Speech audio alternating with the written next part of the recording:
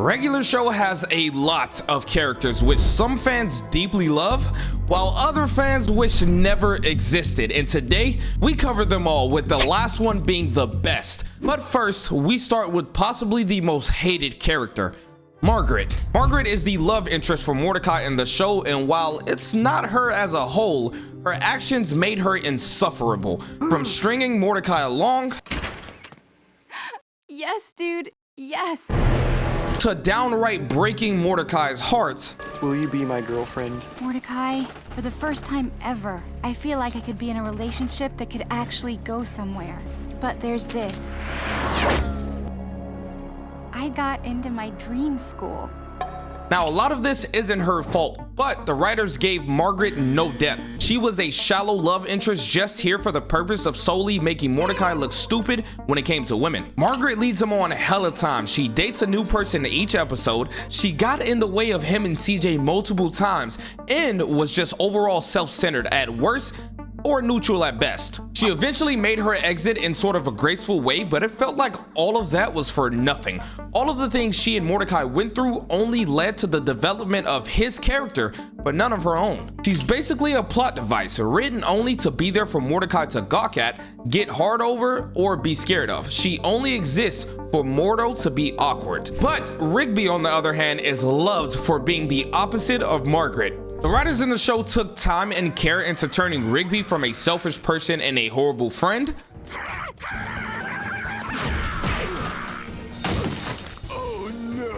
into a loving person who actually cares about what he does to others. Rigby, please!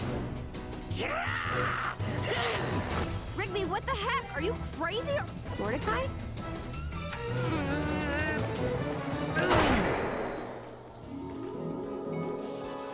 Since the beginning of the show, Rigby was always immature, thinking of no one but himself.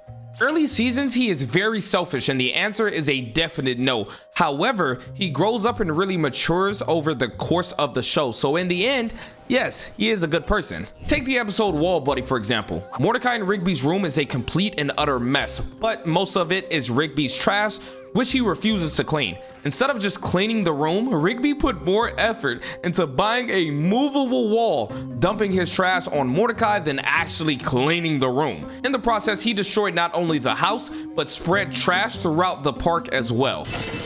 Wall buddy, stop acting crazy!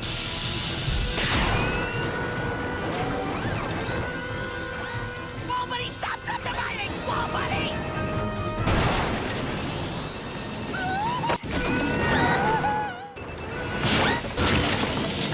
But his growth really starts to shine later in the show. I feel I have to say Rigby has one of the most dynamic character arcs and development that I have seen on any TV show. He starts out immature but ends up improving himself and having a healthy relationship. Another example is in the episode Dumptown USA, where Mordecai gets his heart broken by Margaret and goes to save and comfort his best friend. Yo, you take Margaret to the airport? Yeah. You want to talk about it? No.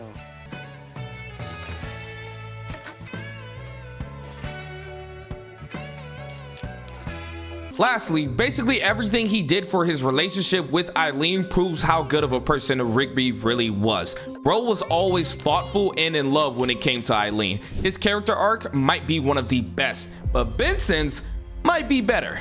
As a kid watching regular show growing up, Benson was always one of the most hated characters because he would always try to fire Mordecai and Rigby. It's not just the burgers. Benson had multiple instances where he would either do something really uncalled for or just straight up be an ass. So you had better clean this mess up starting now, or you're both fired! If you guys aren't back here in 2 minutes, you're fired! Fired! You're fired! You're fired! You're fired! You're fired! He was the authority figure, always yelling and downright mean, but this is where the story changes. I am a lot older with responsibilities now, so growing up and rewatching regular show, I completely understand why Benson is grumpy or mean because of the things Mordecai and Rigby did when they simply had to do their job. He'd ask them to go clean the fountain, and they blow up the park.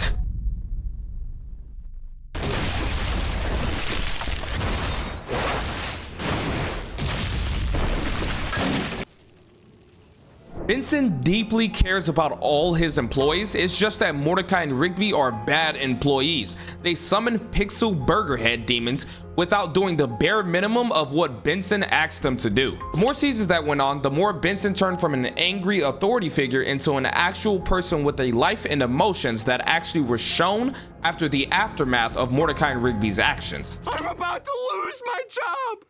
You may not care about keeping your jobs, but I care about keeping mine. Because if I lose my job, I have nothing. Even though Benson started off as one of the most hated, he quickly became a fan favorite of mine. But we can't say the same for Skips, who from the start, everyone loved. Skips, also known by his real name Walks, is the park handyman and also Mordecai and Rigby's savior from their destructive ways. When they destroy the park, Skips is always there to save the day. Get in. Climb up top, but don't press start until I say. Skips is highly loved and praised because of this. He's the go-to guy when you need any answers, and the love for him goes deeper when we find out about his past. Skips is the brain and brawn, the balance. Skips is a great character, and honestly, the episodes we got about his past made me want to see a Skips spin-off show. Since he's immortal, he's been around for a long time, and as I previously mentioned, his real name is Walks. The reason he changed his name to Skips is because when the love of his life died, he vowed to skip for the rest of his life since they loved skipping together. The story alone won over everyone's hearts. I love Skips. He's wise, knowledgeable, and overall a good friend. I also love how he still has a bit of an ego too, makes him more fleshed out. But while Skips was healing hearts, Mordecai was getting his broken. Now this portion of the video might be the most controversial of all. Some people believe Rigby is the worst friend in the friendship, while others believe Mordecai is insufferable and completely worse. Watching regular show as a kid, I loved Mordecai. Once I grew into an adult and returned to the show, however, I soon realized how much of a dickhead he actually is. But I believe you guys should hit that like and subscribe button so you don't miss a video. Just saying. Mordecai has always been more responsible of the two in the friendship, but he hasn't been always easy to deal with. Going back to the episode Dumptown USA, Mordecai begins to ruin his life and throw away everything because he gets his heart broken by Margaret. Excuse me, sir. Have you seen a tall guy by the name of Mordecai? Rigby, you made it. Got dumped too, huh? I knew Eileen couldn't take it much longer. What? He cries and mopes for weeks, which brings not only Rigby down, but the entire park crew. Now, this usually wouldn't be such a big deal because everyone deals with heartbreak, but the extent to which Mordecai goes chasing after Margaret just to get rejected time and time again weighs heavy on the viewer, even to a point where a young audience member like myself started to get depressed by seeing Mordecai depressed, and I didn't want to feel that way. Yeah, he sucks. Between his lack of commitment and inability of moving on from Margaret for CJ, and how he treated Rigby like a joke for so long, I can never rewatch the show and actively say yes, Mordecai was a great because of all that. I wanted better for him, and it just made me mad that in the episode It's Time, Mordecai literally tells Rigby he'd kill him just because he was going out with Margaret, which wasn't right, but everyone knows this bro's before women. Who flaked on me for some girl who doesn't even know he exists? I'll kill you! Rigby! No, that's not what I meant. That's not what I meant. Mordecai overall isn't a terrible person or character. There was just sometimes he was completely insufferable. But the most loved interest in the show by far has to be Eileen. Eileen was first introduced to Rigby by Margaret, to which we found out she had a crush on Rigby, but she tries to impress him. But this is not why fans adored her. Eileen is essentially the upgraded version of Rigby, the lovable sidekick without the selfishness, very intelligent, hardworking, and overall, the perfect girlfriend. 10 out of 10. She stopped being used as the weird girl who had a crush on Rigby and became her own unique and independent character. She's so good for Rigby because she makes him want to be a better person just so that he can be the man she deserves. She even looks hot without glasses. I hate taking showers and I hate kittens. I lied about being on the football team. I think Eileen is hot without her glasses on. Eileen slowly cemented herself as one of the best characters in the show, and the writers knew this. Eileen helped Rigby become a better person and see himself in a new light. In the episode Rigby's Graduation Day, she is listed as one of Rigby's biggest inspirations. Maybe at first I was just trying to impress my girlfriend. She's smart and cool and loves rocks and modern dance. Eileen. Hey, Rigby. She's got one of the best character arcs in the show. By the end of the show, she's a part of the main crew and something would have been missing without her. We all wish we can have an Eileen by our side, someone who supports us, helps us become better people, and overall cares about us. So basically someone not like Mr. Maylard. Mr. Maylard, Pop's adoptive father and owner of the park, might be the worst character on this list. He is what we thought Benson was when we were younger, a ruthless authority figure who cared for nothing but his own personal matters. He was an asshole throughout all the 7th season. In the episode Kill Him With Kindness, Mr. Maylard explained if he found Pops' brother, Anti-Pops, as a baby instead of Pops, he would have returned him instead of helping him become a better person. Returning a baby is insane. The other filled with pure evil, destined to be at war with one another. I hoped I'd found the good one.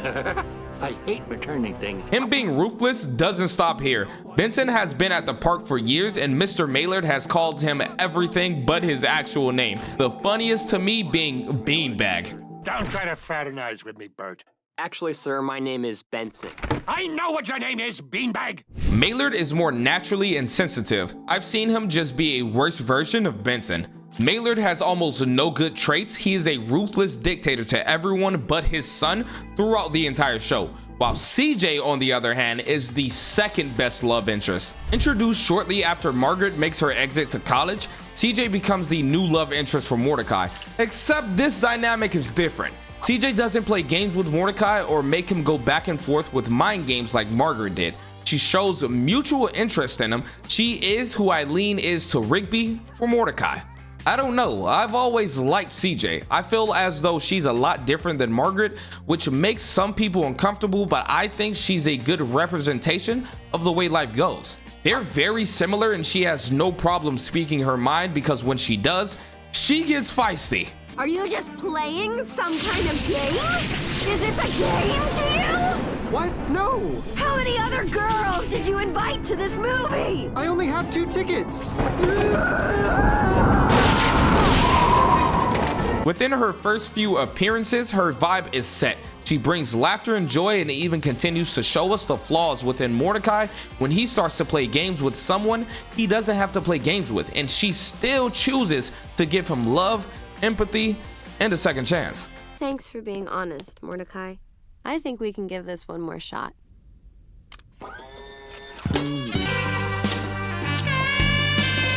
I really like CJ. In my opinion, she felt like a natural choice for Mordo.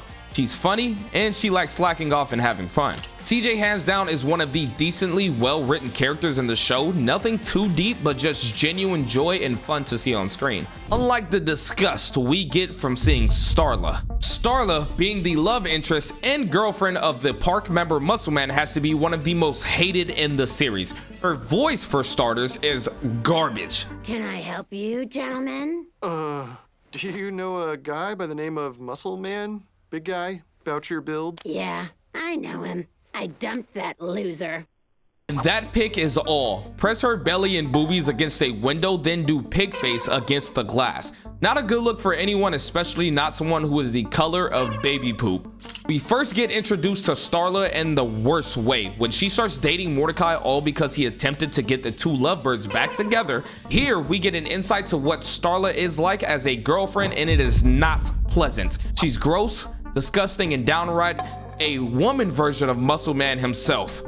Everything is all glittery and girly. Huh? After getting sick of her and playing pretend, Mordecai then breaks up with Starla, causing her to go on a rampage and tries to kill Mordecai and Rigby. Well.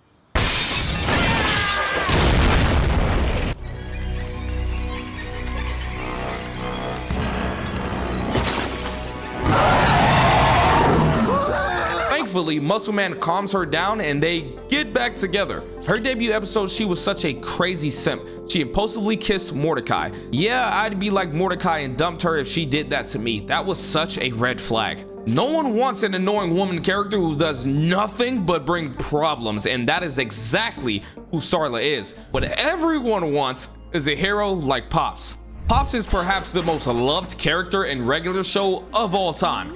From the very moment we're introduced to Pops, we get a glimpse of his infectious, jolly laugh, his ability to always see the bright side in dark situations, and always bringing joy to those around him.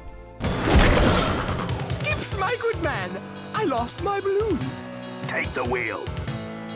Hup, it must be my birthday. Pops is absolutely my favorite character. I wish we saw more of him. He's such a good guy, always being nice to everyone and watching out for Mordecai and Rigby. Plus, I love the way he talks. But the surprise twist the writers ended up doing during the final season made Pops' arc even better. Granting him the gift of having superpowers, Pops turned out to be the actual representation of life, while his brother, on the other hand, represented anti-life. Pops literally gave up his life over and over and over again, timeline after timeline, without knowing, to protect the ones he loved. Before the final fight, Pops even tries to convince his evil twin, someone made of pure evil, that there can still be good in him. He fails, but it's the fact that he believed in him. In the season finale, Pops risks his life yet again and actually wins the battle against his brother for the final time, showing his love for not only the universe, but his brother, who he himself thought was unredeemable. I'm not going to let go. What? Ah! No! You'll kill us both! There is so much we don't know about him. I would love more backstory of why he is the way he is. I honestly just love Pops. He's adorable as all get up. There is so much we don't know about him. I would love more backstory of why he is the way he is. What I hate the most is that you watched the whole video and aren't subscribed. You might get the same jail time Rigby received in this video on screen.